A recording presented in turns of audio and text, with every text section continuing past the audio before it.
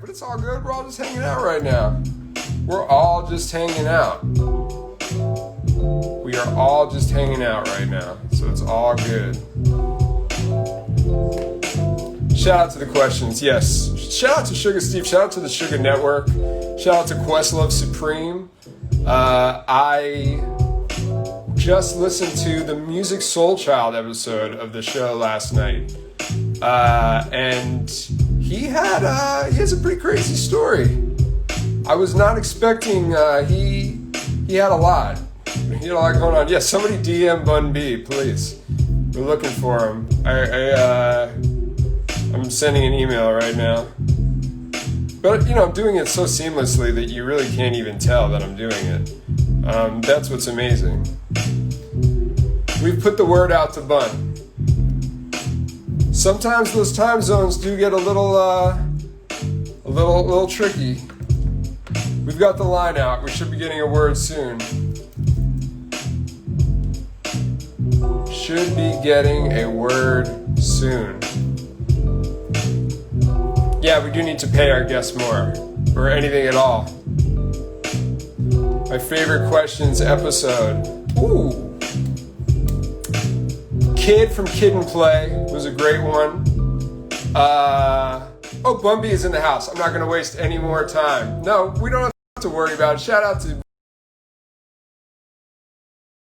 Icon, a total OG in the game. We are welcoming, any moment now, we will get the one and only Bun B is going to be joining us.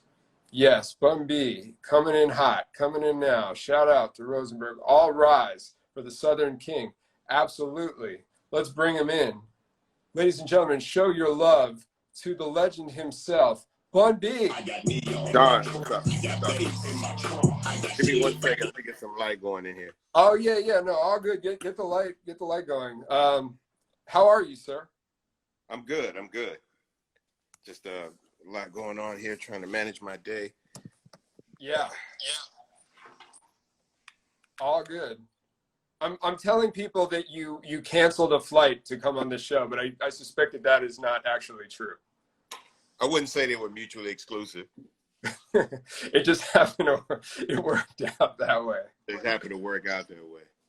How has your day been? I was asking people how their quarantine has been, but it's been going on so long and that's such a complicated answer. But so I'm going just more granular. Sir, how has your day been today? What's been on the agenda? My day is good. I can't complain. My day's been really good. So trying to sit around the house. Yeah, just getting stuff done. I had mentioned before to you, I met you about 1.5 years, 2 years ago. I was working on the show Drop the Mic, and I ran up on you and basically said, do you want to do a shoot real quick? And we put you in a golf cart with Hailey Bieber, which I don't know if that's one of, yeah, it was an interesting pairing, but a very good pairing. Like I worked on that, and it was cool to see you guys sort of get to know each other in this like one-on-one interview on the back of a golf cart. So the lucky thing I think is that we had a mutual friend. Yes. Because she wasn't a Bieber at that time. She was not. You got her pre-Bieber. This was the Baldwin era. Right. We are so honored and thankful to have you here, Bun. If you guys have any questions for Bun, if we have time at the end, drop them in that little question box. We are a hip-hop game show, a trivia show, and we just like to tell stories, get into the minutia of your career and the genre in general. So if you're ready to do this, we can go ahead and start and get into the game. Let's do it. Let's do it. All right. Our first round is called The Choice is Yours, and this is general multiple choice. Now, Bun, I will tell you also, we have a very vocal and opinionated chat in our game. So if you ever don't know an answer, some people take the high road and they don't want to go with the chat. Some people lean on the chat. You can do either way, but I'm just telling you that it is an option for you, sir. Okay, I'll keep that in mind. All right, good to know. So here is the first question of the night. Snoop Dogg has made albums solely focused on all of the following genres except for one of them. Is it reggae, gospel, hip hop, or jazz? That'd be jazz, D.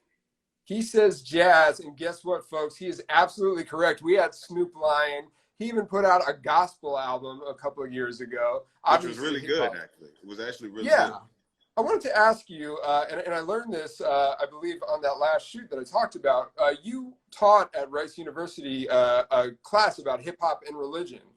For Yeah. those who don't know anything about that, what exactly is in that class? What is the tie that you sort of made between those two worlds? Like, if you had to summarize what the whole thesis of that class was, like, what is the connecting tissue about that?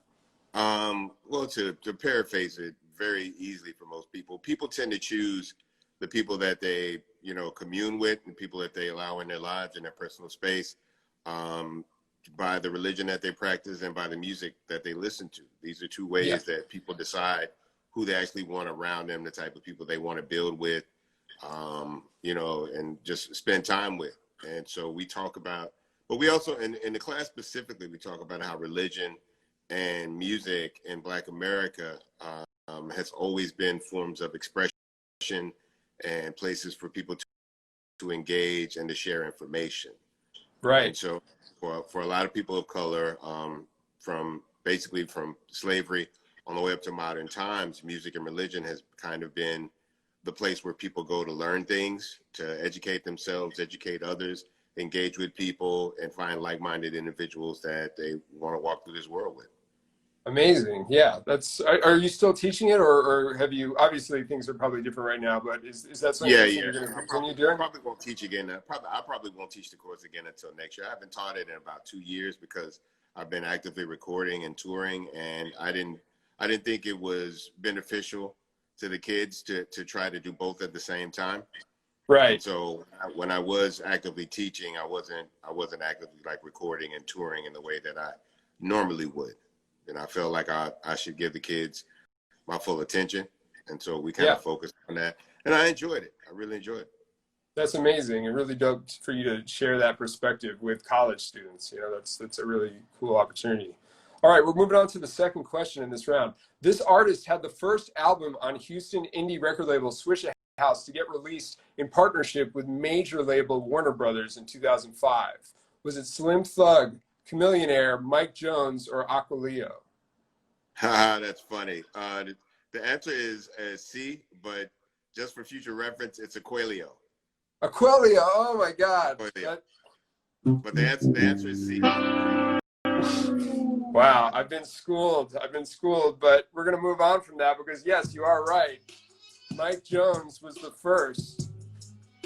I wanted to ask you, a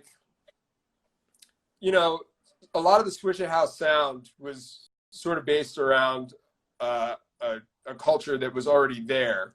Prior to that, DJ Screw. What was it sort of like watching the evolution? Because Houston, when you guys were in a group called Underground Kings, and you guys were legitimately underground, and then Right. Over the course of the progression of the culture, the Houston sound really became like mainstream. So what was it sort of like watching that progression? And I would imagine for you, you were sort of like an unsung hero for a while, and then all of a sudden you have a generation of people who are really popping, who are paying tribute to you, and sort of like, recognizing your contributions. Just sort of speak on what that was like to see that full journey. Well, it was wonderful because everything that the guys were talking about when this started happening, when the Screw stuff and the Swisher House and this whole Houston explosion in the early 2000s was something we had been talking about for years. The seminal UGK album Ride Dirty, which is actually celebrating its 24-year anniversary today. I'm going to be talking about that a little later on my YouTube page. But that was basically everything that we talked about on that album is the stuff that people eventually kind of caught on to, right? The Candy Paint, the 84s and Vogues, the DJ Screw, Smoking Swisher Sweets, all the stuff that became endemic of Houston lifestyle in the early 2000s, we were already talking about in 96. And we had been telling, our record company and anybody that would listen that if you gave Houston a chance to just express itself in a very genuine way, like without putting a middleman in there, without kind of cutting and diluting the message, that the whole world would respond to it, and we were proven right. Yeah, that's amazing. And 24 years since Riding Dirty, like, what when was the last time that you listened to the album? Probably a couple of weeks ago. I don't listen to it fully, but I have certain songs that I like to go back and listen to from time to time. I feel like if you listen to some of these things too much, too often, right, it kind of takes away from it. So, like, certain things in my life, I'll deny it to myself so that I can come back to it at a certain point, and it still feels right. Like, I haven't watched the movie Scarface in about 10 years because I didn't want to. I don't want to get too used to it or too numb to it, right? I still want certain things to feel a certain way. But yeah, a couple of weeks ago, I actually kind of listened to it, and I'll play songs every now and then. I'll do a DJ set through my Instagram called Club Trill, and people will ask for some of that stuff, and I'll play a song or two.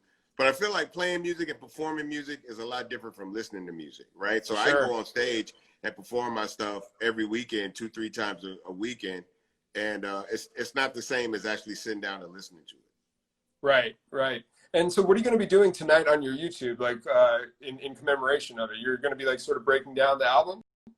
I'm going to be talking about some things. I'm going to be taking some questions. It's going to be the debut episode of my new podcast called The Dirty Southcast.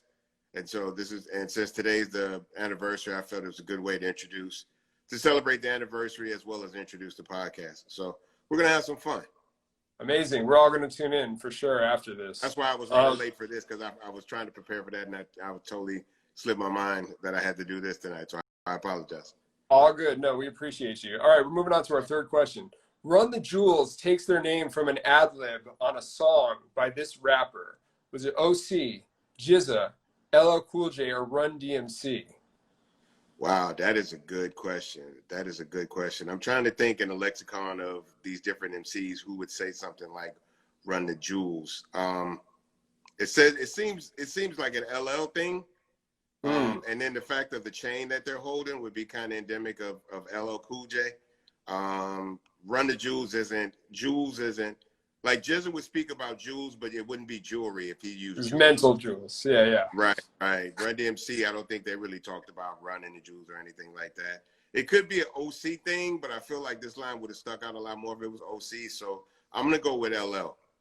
All right. I'm going to play you the actual ad-lib on the song. We're going to hear it. Just hold your hands in the air and wave them like you just don't care. Run the jewels. Run the jewels. LL Cool J is correct. Somebody was just mentioning this in the chat earlier, but when sort of you were involved in a very early stage of Run the Jewels, when Killer Mike and LP first did the album together, and you were on the first single, Big Beast. And I'm sure, over the years, I can't cite this for certain, but I feel like you guys both being in the South, you definitely had history and had seen Killer Mike's rise. Like, what is it like now to see where these guys are at? Like, I don't think anybody could have predicted that these guys would have the twists and turns in their career that they've had in the last 5 years, No, I don't think anybody could have predicted that they would have become as big as they have. But they are the kind of artists that operate in these very polar extremes. So the kind of message that they deliver and the way that they record music, and just the way they present themselves to the world is either going to be suppressed or fully embraced. Like, I don't think there's a middle ground for the way that LP and Killer Mike operate. So they were either going to be ignored by the masses or fully embraced by the masses. Right. And as you can see, they were absolutely embraced. I think it's amazing. I think both of them were very, very underrated talents lyrically, not as well as LP as a producer. And I think it's the perfect mix of social angst and aggression that both of them kind of operate in that space. And I'm just glad they found each other. Absolutely. All right, we're moving on to the final question in this round. And the question is, in the early stages of his career, producer Mike Dean worked as musical director for this Latin pop superstar. Was it Jennifer Lopez, Selena, Gloria Estefan, or Ricky Martin? This one is easy. I've known Mike for a long time, and Mike is obviously from Texas boy, born and raised. And so this would definitely be B, Selena. He was the musical director for Selena. Selena is correct. Chiggy Chiggy Bum Bum, baby. I had a whole Houston answer legend. to Both this, of them, but Houston legends. yeah, absolutely. Yeah, Mike Dean is another guy who, like, obviously, as you said, you've had a lot of history, you know, with him, and he's taken. It's so interesting to see. You know, I think for a genre that was initially didn't have a lot of history because it is like a relatively new genre, if we're talking about this thing hip hop compared to its contemporaries. You know, seeing the twists and turns that everybody's careers have taken, and Mike Dean could have already had a legendary career just based off what he was doing in the '90s. You know. And he's another guy who's had like these, you know, he's had a cataclysmic, you know, ascent with everything that he's been doing with Kanye and Travis Scott. And do you guys like still keep in touch? And like, what has that relationship been like for you? Oh yeah, absolutely. I talk to Mike Dean very frequently. Mike's been Yeah. a real good friend. I've known him for, God, probably easily 25, 26 years. I've known Mike. And it's amazing to watch the ascent that he's had, but the reality is that if you know Mike Dean, no one else could have found themselves in the position that he found himself in. He's such a unique talent and a unique spirit, but he's also like a legendary workhorse, right? Like there Right. are very few people who work as hard behind the scenes in the creation of music as Mike Dean does. And so it doesn't surprise me that some of the best people in the music industry would find themselves connecting to him, because once you end up in his space, you see his full musical range, both as an Right. engineer, as a musician, right? And just as a general all-around ear, right? It's highly unlikely that you're not going to want to work with Mike Dean as much as possible. You know, the stuff that he does with Kanye as far as co-production, as far as engineering, mixing, mastering, but then also stage direction, right? Playing on stage, controlling the show. Like Mike does it all at a very high level. Amazing. All right. So Bun B, we are now in our second round, and the second round is called Picasso Baby. So in this round, I'm really enjoying this. thank you. Thank you. We're enjoying having you. So in this round, Bun, what's going to happen is I'm going to show you a piece of an album cover, and you have to identify what the album is by the small piece that you're seeing. So here is our first one. What album cover is this? Is it Buckshot and Ninth Wonder, Chemistry, Method Man, The Meth Lab, Biz Markie, The Biz Never Sleeps, or The Far Side, Lab Cabin, California? This is easily C, Biz Markie, The Biz Never Sleeps. I'm old enough to remember it. He has, I think he has the goggles on top of his head. He's got this very like expression on his face. Amazing. And sending, you know, positive energy and love to Biz right now. You know, we're holding, you know, we're keeping positive thoughts out and hoping that he pulls through on this. So, you know, shout out to Biz Markie. Yeah, all right, we're gonna move on. Biz is a cultural icon. Like everybody knows Biz Markie. Everybody loves him. No one has a bad thing to say about him. He's such a beautiful person. Like his spirit, his energy. He was one of the first people that I grew up on, that I looked up to as an artist, to not only like recognize me when he saw me. Like I tried to introduce myself to Biz Markie, and he was well aware of who I was. And at this point, he had transitioned more into a DJ. And he's like, he's like, anytime I'm in the South and I'm doing a DJ set, I gotta play Murder from UGK. So I mean, I wish him the best. I'm definitely sending prayers up for him and his family right now, and we all wish him a speedy recovery. Absolutely. We love you, Biz. All right, question number 2 in this round, Bun. What album cover is this? Is it Rock Marciano, Reloaded, Drake's Take Care, Kendrick Lamar's Damn, or Fat Tony, McGregor Park? Oh yeah, this is the easy one as well. This is Drake's Take Care. This is, you know, we refer to this as the gold album, because there's just so much gold on this album. Drake is correct. Now you and Drake also, you know, Drake featured pretty early on one of your songs in his career. What was the sort of connection that you and Drake made initially? Because, you know, I know Drake has a lot of ties in the South as well, even though he's from Canada. Yeah, well, I met him through Jazz Prince, who's the son of James Prince, the founder of Rap A Lot Records. And he's the guy who initially, I guess, you know, you would say discovered Drake in terms of wanting to take him from an independent artist to a major artist. And brought him over to Lil Wayne, who took him under the Young Money umbrella. And they reached out to me a couple of times. I was actually in the studio recording when they asked me to be on one of the songs. I was literally walking out of the door I had been in the studio all day. I was really tired. And Jazz was like, please, Unc. And Jazz had never asked me for a favor before. And the song wasn't half bad anyway. So I was like, okay, cool. I'll jump on it. It ended up being the song Uptown, which is on the first album. And as you can see, the rest is literal history. Yeah, amazing. All right, we're going to go into the last question in this round, Bun. You're doing great so far. You're at 100% right now. What album cover is this? Is it Anderson .Paak's Venice, The Weeknd, Starboy, Chance the Rapper, Coloring Book, or Jay Dilla, Donuts? Oh, this is Chance the Rapper, Coloring Book. This Man, is the cover. he's on fire. I think he's got the number 3 hat on this cover. Yep. Now, I threw this in here because you are one of the few artists that, or anybody that I can think of, who actually put out a coloring book. What was the story behind that? Like, well, before we even get into that, are you a coloring guy? Because I know a lot of adults. I know we usually associate that with kids, but I've met a lot of adults in recent years who use it to kind of like de-stress and like chill out. Like, what is your relationship with the crayon, Bun B? I'm really not good at all. I write terrible. As a grown man, I still can't color inside the lines. This actually started. A good friend of mine's name is Shay Serrano. Shout out to Shay Serrano.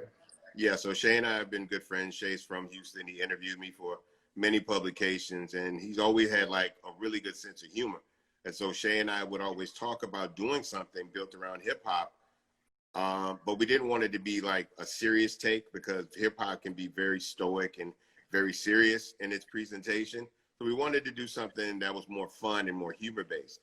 And one day we had the idea of doing like a coloring book built around hip hop.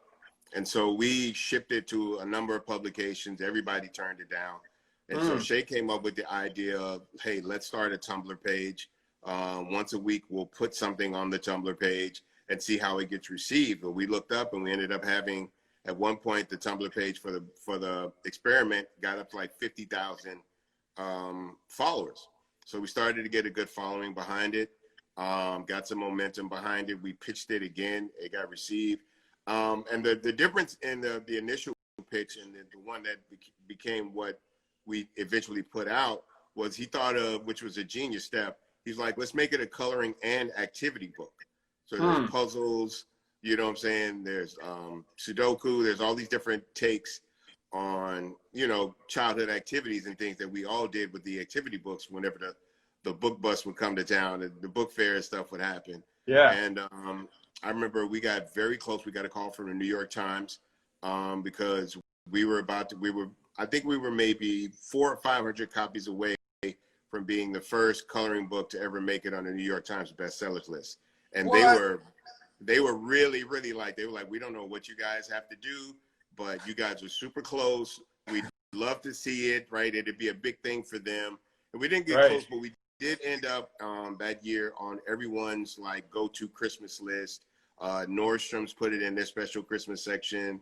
Pitchfork, everybody you can name, like literally was like, this is one of the Christmas gifts to have this year. And Shay's gone on to do a lot of other different books and everything like that. So I'm really happy for him. Yeah, that's amazing. I have all the illustrations too. That's the other thing. Shay did all the illustrations. Yes. Oh, wow. I have his, he put out the rap yearbook a couple years ago where he sort of broke down the biggest songs of every year. He's amazing. He's brilliant. Yeah, he's really great. If nobody picked up on that, were you prepared to sell the books independently? And if so, would you say that you're moving coloring books out the trunk? Absolutely. Okay, and cool. I'd sell them with pride. I'd be posted up outside the building. You know what I'm saying? They would have been at the merch table with the T-shirts and the hats. Why not? I mean, we all need something to do, especially now. I might want to grab the coloring book now, you know. It seems like a good quarantine activity, you know, just staying in. All right. Yeah. Oh, we should have Shay. Somebody mentioned we should have Shay on the show. That'd be amazing. Yeah. No, I think Shay would be brilliant for something like this. He's super knowledgeable. He'll have fun too. Well, Bun, we're on our third round now, and our third round is called Digging in the Crate. Oh, wow. So this is our sample round. So I'm going to ask you a question and play you a sample. You're going to have to answer the question that relates to the sample. So we've tested your knowledge. We've tested your eyes. Now we're testing your ears, Bun B. But so far, you are undefeated. So nobody has ever gotten all the questions right in this game. Fonte from Little Brother has gotten close. DJ Trackstar from Run the Jewels has gotten close. We've got a couple of close ones. So Trackstar's on here, by the way. I saw him in here a minute ago. I saw him in there. Shout out to Trackstar. That's our guy. All right. So first question. I'm going to ask you the question and play the sample. Composer Michael Masser's song "My Hero Is a Gun" from the Mahogany soundtrack was sampled by this artist in the 90s. Here's the sample in question.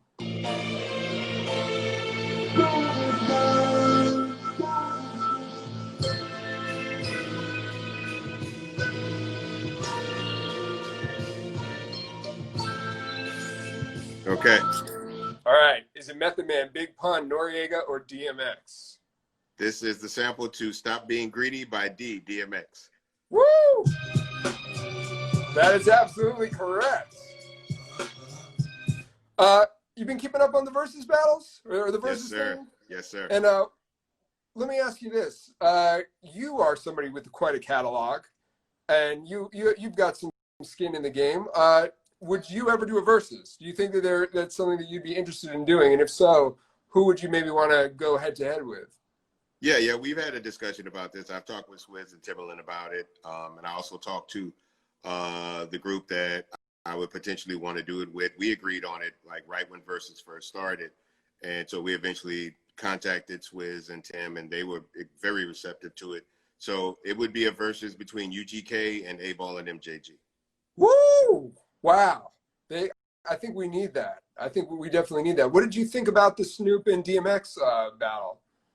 I love it because the beauty of Snoop and DMX is the fact that both of them mean the same thing to people, right? Like right. Snoop is inherently West Coast, right? Unapologetically West Coast, but was well received by people all over the world. And I think you can say the same thing in terms of DMX being like distinguishingly East Coast, right? Unapologetically right. East Coast, New York, but being received as well. They both had amazing careers. Both were, real big right out the door, right? Didn't take a lot of time to have to sell those guys. They hit it big out the door. And I think they just remind us of a time where music just kind of transported us to different places. And it's good to see that, the best thing that happens during the verses, to me, is when there's a lot of mutual respect to where these guys are actually fans of each other. And right. That was the beauty of watching those two guys. You got to see how big of fans they were of each other. Oh, hearing them do the ad-libs for each other, like, it was the best part. And, I'm not the first person to say this, and everybody that I talked to was like, yo, when this all clears up, like, a DMX and Snoop tour would incredible. Would kill it. Incredible. I think they've already set the tone for that. I don't see a reason why, once the world tends to open back up, as it were, I see no reason why a Snoop Dogg DMX tour wouldn't be in the works. It makes all the sense in the world. Absolutely. All right, we're going to go on to our second question, Bun. Johnny Guitar Watson's "We're No Exception" was sampled in 2007 for a single by this artist. I'm going to play you the sample.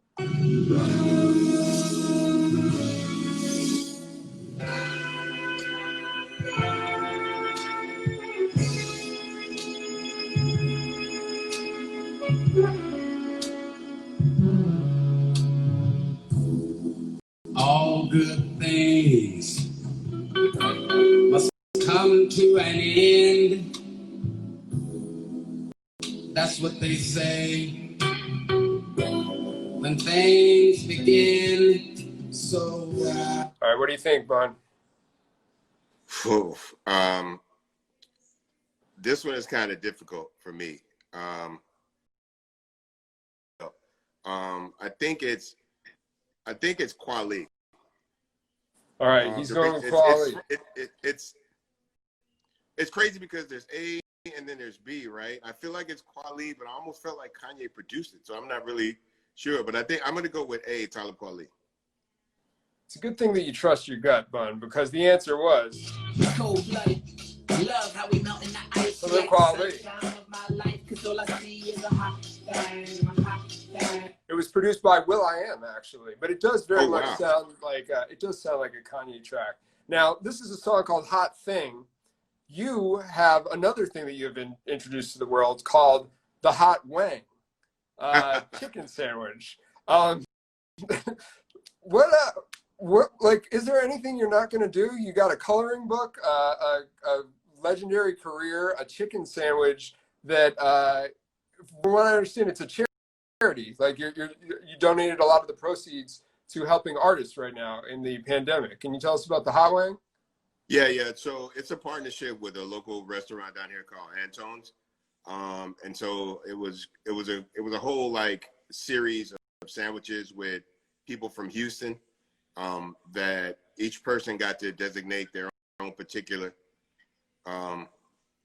charity that they donated to. And so the restaurant, their charity of choice for themselves is a program called Second Servings. So Second Servings is where local restaurants take food that they're not going to use, and instead of throwing it out, they donate it to local shelters and give it to people in need. So I was like, cool, we'll do that. And then so now they decided to bring it back during COVID. And so the proceeds from the sandwich during COVID go to helping artists who obviously can't tour, can't play, and you know, or could use some help right now. But it's purely about helping, you know, my fellow people in Houston if we can. Can we get that sandwich out here in LA is my follow-up question. Is there any import of the sandwich that's going on here, importing, exporting of the hot wing? I don't think we can do that, unfortunately. But if you make your way to Houston, I'll make sure it's the first thing you get. I was about to subtract points from you for saying you don't think you could, but then when you made that offer, I was like, you know what? Bun's heart is in the right place. What am I doing? We're moving on. Thank you, Bun. I appreciate it. The final question in this round. Willie Hutch's Brother's Gonna Work It Out was used as an intro for this song on Dr. Dre's The Chronic. So I'm going to play you that sample.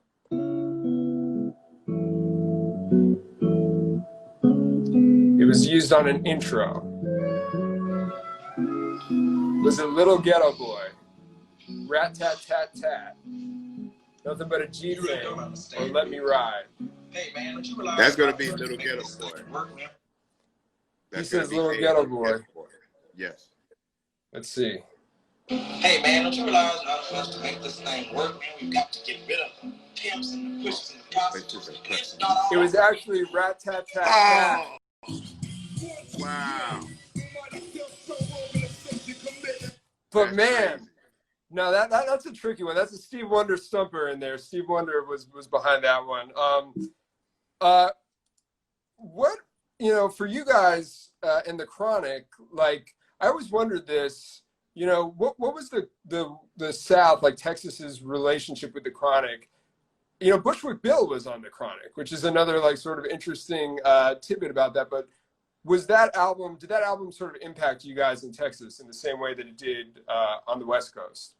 Yeah, I think it hit everybody the same way. You know what I'm saying? And the Chronic was mind-blowing in terms of the production, the level of lyricism, the way it was constructed, the skits, everything about it, right, kind of set the tone for music years to come after that, right?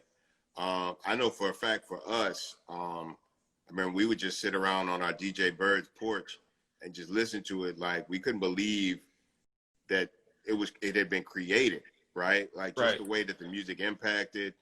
I remember, you know, thinking like, wow, this RBX dude is amazing. And then, you know, a lot of the writing was done by the DOC, who's originally from Dallas. So, you know, we had a dog in the fight, so to speak. But no, it hit us big. I mean, it hit us big. Amazing. All right, so Bun, you have a little chip in the armor, but you're still doing great. You're in our upper echelon now. We've reached our final round, which is called Time's Up. So what we do in this round is I'm going to give you 3 categories, and you get to choose one of them. You will have 90 seconds to answer 5 questions in the category. So tonight's categories are hip-hop on The Simpsons, modern hip-hop protest songs, or riding around making songs about riding around. I guess for me, since I made Riding Dirty, I'll take riding around making songs about riding around. All right. So, Bun, I'm going to explain to you the rules here. If you don't know the question, or if you don't know the answer, rather, you can pass and we can come back to it. If you get the question wrong, the question is burnt and you're done with that. You can rely on the chat as well. There's a little bit of delay, but the chat is often helpful. I have OC's time's up here, and it is time to 90 seconds. So when the time is up on OC, your time will be up. So are you ready to do this, Bun B? I'm ready. Let's go. All right. So here we go.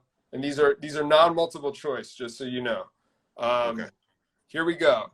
90 seconds on the clock. Riding around, making songs about riding around. Bun B. Here we go. Chameleonaire featured this member of Bone Thugs-n-Harmony on his breakout hit, Ridin'. Crazy Bone. That is correct. Big Crit's second album is named after this fictional car-inspired planet. Cadillactica. Cadillactica is correct.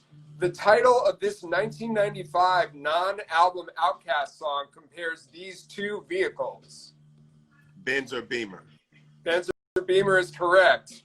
In Q-Tip's car anthem, Let's Ride, he mentions several artists he keeps in his CD changer. Name one of them. Jesus. You say Q-Tip, right? Q-Tip, Let's Ride. I'm gonna have to guess De La. I'll guess De La Soul. De La is incorrect. We'll get back to that. In Master Ace's Sitting on Chrome, Ace gets his car stolen by someone who is posing as this person or position. Oh wow. Someone that's posing riding on Chrome. I'm thinking more booming in the Jeep. God. A police officer? A cop? The police officer is incorrect. It was actually a valet. It was a fake valet, and he gets outside. He's like, yo, where's my car? And they're like, sir, we don't have a valet. So, Bun, that concludes our round. You did very well. Let me give you the other answer. Q-Tip's car anthem, Let's Ride. This is who he says he has in his CD changer. Mos Def, Jay, Prince, and Stevie, Marvin Gaye, Led Zeppelin, and Biggie. It's a little bit of a slant rhyme. Stevie. Yeah, that's... Okay, Bun, you did great. I'm going to total up your score right now. No matter what, you are a champion in our eyes.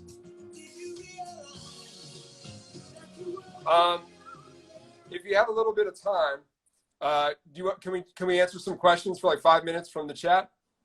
Yeah, we do. Okay, if you guys have questions, drop them in there. Bun, I'm just totaling up your score. You got a total of 12 out of 15 correct, which puts you in great company. Let me tell you other people who have been on our show who have got that score. You are currently sitting riding dirty with, oh man, I mean, you're with Peter Rosenberg, Cosmo Baker, journalist Sean Sotero, actor Dave Merhedge. It's a wonderful place. Kim Osorio from The Source, right on top of her, DJ Mighty Mize. So we appreciate you. That was an amazing job, and we would love to have you back at some point. We're doing some head-to-head rounds as well, where we put people up against each other, and we really appreciate you joining us. So if we have some time, I'm going to hop in the chat here and see what we have. Mati asks, who is your favorite rapper, or at least a top 5? This is a question I know that rappers love getting. Yeah, we love this question. I don't know, man. I'd be kind of biased. Obviously, my favorite rapper is Pimp. Just from, just watching the level of talent that he had and the way he put everything together. If I had to do a top 5, probably be Scarface would be at the top. Chubb Rock, Heavy D, probably from Houston, 3-2, and Cool G Rap. Amazing. Shout out to Chubb Rock, who we also had on the show a couple of weeks ago, and he was great too. LA Music Attorney asked, what did you do to celebrate when you found out Check On It hit #1 on Billboard?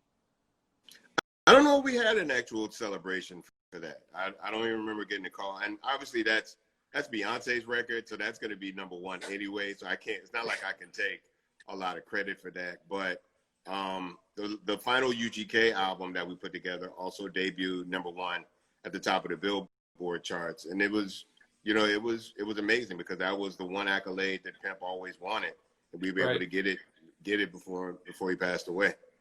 That's amazing. Yeah, I saw somebody ask in the chat, and I wanted to ask this: what did you learn about often learn a lot about yourself and the subject matter. So what was the biggest thing that you personally sort of learned from talking to the students? I learned, for one, that we don't give teachers enough credit and enough respect in this world. Teaching is a very difficult profession. They're grossly underpaid. And then I also learned that the future's in good hands, because the young people who are taking us into the future are smart, they're engaged, they're concerned, and you know, they want to live in a better world than they want the world to be better than it's handed to them. So I'm very encouraged. With the world, where the direction that the world's going to go in, based off the young people in the world that I've been able to interact with. Yeah, that's amazing. Okay, we have another question from Ryan Knows Woods. Best advice on staying relevant in a creative industry? You've been able to maintain relevancy for decades at this point. So what, like, if you could extract from or extrapolate from your own career, what do you do to sort of stay relevant and stay inspired? Well, you don't want to find yourself trying to create an image or a lifestyle that you got to keep finding ways to maintain. I think it's all about being as honest and open with people as you can. Be as transparent as you can. Talk with the people, commune with the people, make yourself accessible to people. Yes, it's good to have a bit of mystery, right? That's always a good thing, but I always found it easiest for me to just be myself. You know what I'm saying? Just be myself, be open, be accessible to people, embrace people, allow people to show you love. You know what I'm saying? Like, don't try to build up walls between yourself and the people. Just keep it 100. Absolutely. You know, everybody that I know in this industry and have talked to all unanimously say that you are one of the most down to earth, you know, just respectful, great people in the biz. And I think that makes a difference, you know, like that definitely does extend longevity. And, you know, this is ultimately about just connecting with people. So whatever you can do to sort of do that, like that, not only is it great for the people that you're interacting with, but it's also going to help you out in the long run as well. I believe so. Okay, we have time for maybe a couple more. Somebody asks, if not hip hop, which direction would you have gone in? That's an interesting one. I chose hip hop over college, and I would have gone to college for electrical engineering. Yeah. So I probably would have been somewhere in that space. You know what I'm saying? But I mean, I look at my life now, and I can't imagine this not being my life, like me not being a part of it, of hip hop culture, and the fact that, you know, because I started as a fan. So even if I wouldn't have been an active participant in hip hop, I still would have been a big fan. I would have bought all the music. I was still going to the shows and bought people's t-shirts and shit like that. But I mean, I'm glad I think I made the right decision. Yes, absolutely.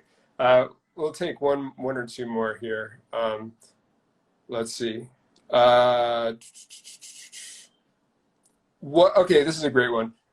What UGK project do you think was the best? Oh, clearly Riding Dirty. Clearly Riding Dirty. And the reason I say that is because, you know, it was the first time that we were able to really just fully express ourselves. You know what I'm saying?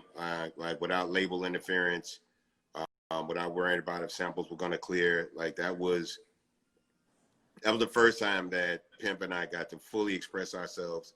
Like we had full creative control on Riding Dirty. Yeah. That was the first album that we had that on. And this was the kind of album that we had told them the entire time, if you would just get out of the way and let us do what it is that we do, we'll bring you a great album.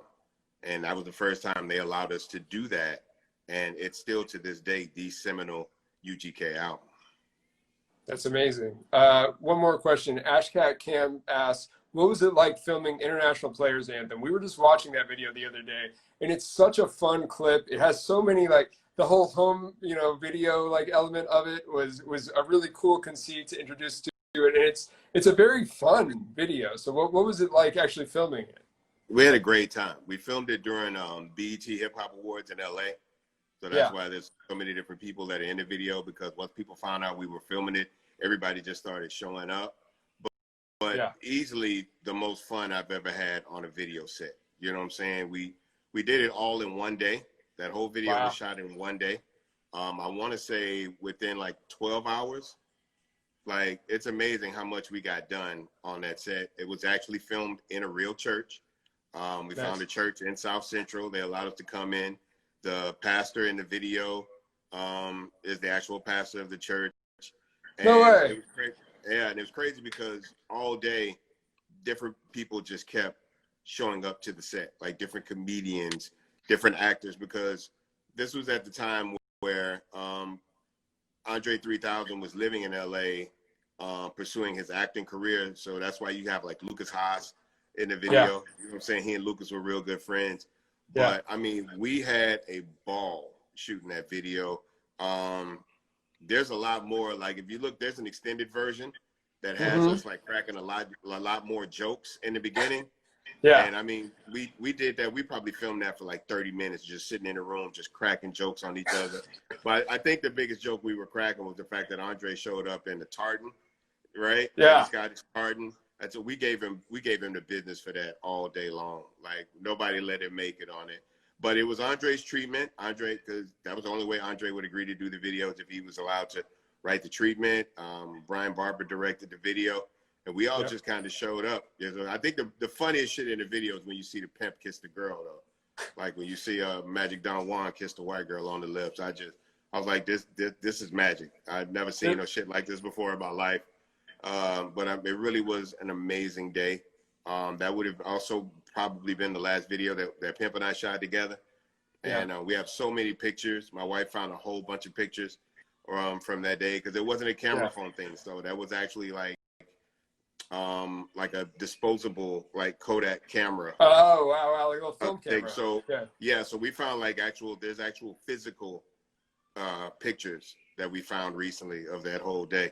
And easily one of the best moments in my life. That's incredible, and such a great, I mean, it's a video that I could watch 100 times, because there's so many little like Easter eggs. Today, we were honored to have you. I have one last question for you. Now that you've done the show, who is somebody that you would challenge to come on the show, or if you think would do particularly well on the Questions Hip Hop Trivia? Talib Kweli. Kweli, man. All right, we'll see what we can do to reach out to him, man. We've got you on tape now saying it, so we can maybe like clip it out and challenge him there. I'm gonna reach out to him too and give him a heads up. I had awesome.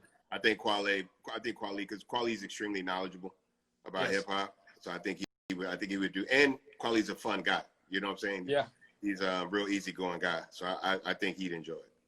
Awesome. Well, Bun, we're all gonna basically, when we're done with this, we're gonna hop onto your YouTube to watch your podcast about the Riding Dirty album. It's the premiere episode. Anything else you want to shout out to the people, or anything that we should be looking for? No, I love it, man. I appreciate y'all having me on here. This was a great experience. It's an amazing concept. Thank you. You know, congratulations for it. Thanks for having me. And for anybody else out there, any other artists that might have been tuned in or hearing about it, man, I give it a cosign. You got your Stop Through Questions Hip Hop Show. We appreciate it. We got the Bun B cosign. I can go to bed tonight. I've had a good day. Amazing. Well, Bun, thank you so much. We appreciate you, and we'll see you real soon. And we're going to be tuning into the podcast now. I'm excited to hear about it. Thanks. Peace. The link is in my bio on my IG. Thanks, guys. All Thanks right, for having me. great.